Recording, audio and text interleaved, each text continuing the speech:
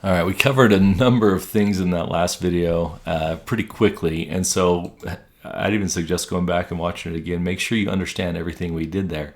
We could return a generic object here, like I did at first. We could build a generic, still a generic object. We didn't give it a name or anything. It's not a defined type. I couldn't reuse it somewhere else in the program, but at least it's separate from the return statement there. And so this, like I say, is my preferred way.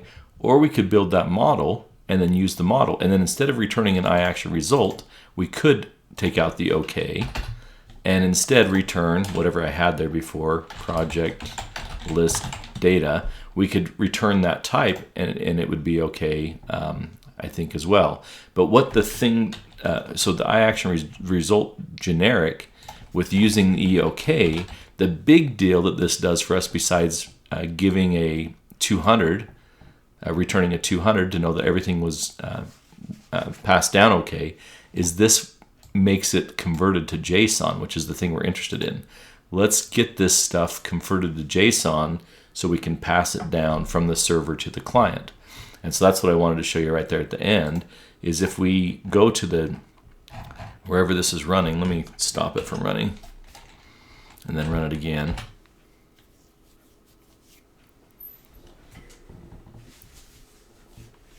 Maybe. All right, so it is running. And if I go to one of these addresses now, classic. I did it again. Oops, I did it again. As Brittany would say. Okay, let me try running that again.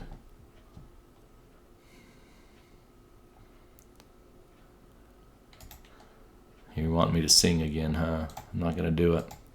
Maybe if it was toxic, then I would probably do it. Okay, let's get into a window.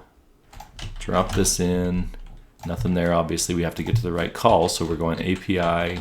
Water was the name of our controller, and then it was all projects, I think.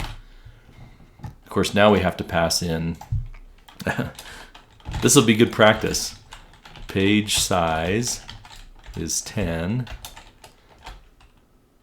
And page num is 1.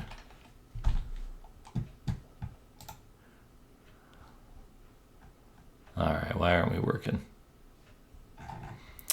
Oh, I just did controller. All right. I was stressed for a moment. Let's take out the API and just have water.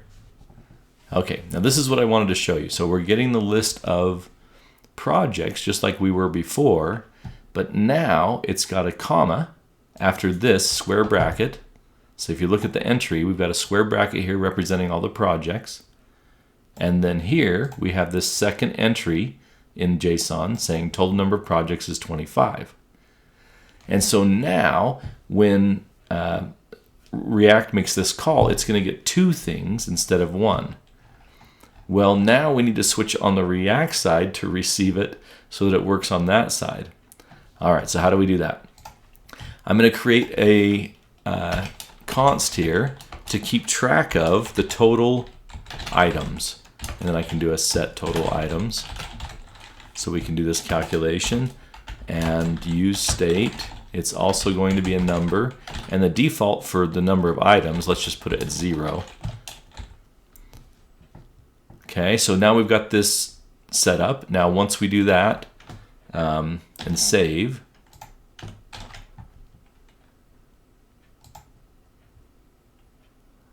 okay, then what we want to do, I think that's saved. See, I'm all, there we go. Yeah, it did. I'm all nervous now about saving. So now we need to read in that information. Before we were only reading in the, so reviewing what we did, we'd call this fetch projects, which would go out and get this as a response. It would go get the JSON out of the response and store that in data. And I'm setting projects equal to the data. Well, the problem is the data now has more than one piece. We're getting 2 different things in. If we see what's running here, we have data projects, but we also have data total num projects. And so we need to update React to receive those things. So we say data, set projects equal to data projects. Now this is critical.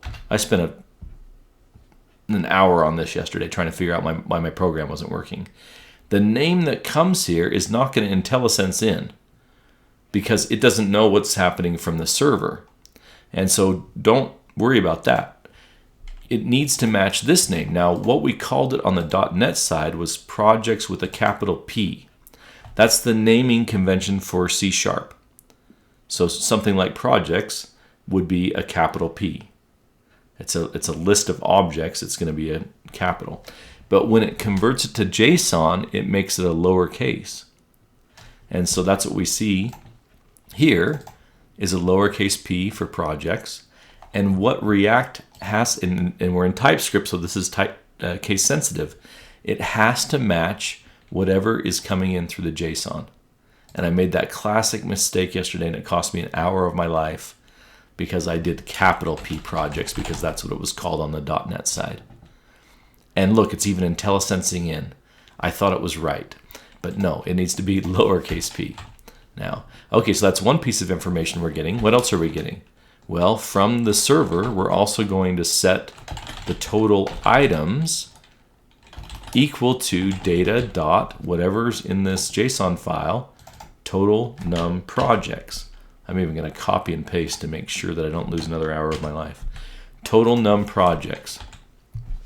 So now I'm setting both of those items, and then if I want to, I can figure out the total number of pages by doing a calculation right there.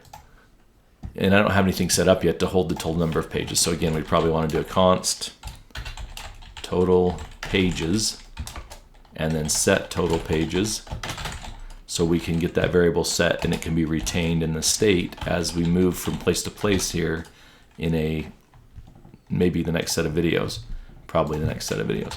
Okay, so this is going to be a number as well, and the default, I'll just again leave it at 0 to the total number of pages. And then here, I can then set the total pages. How many pages am I going to have? What's it going to be equal to?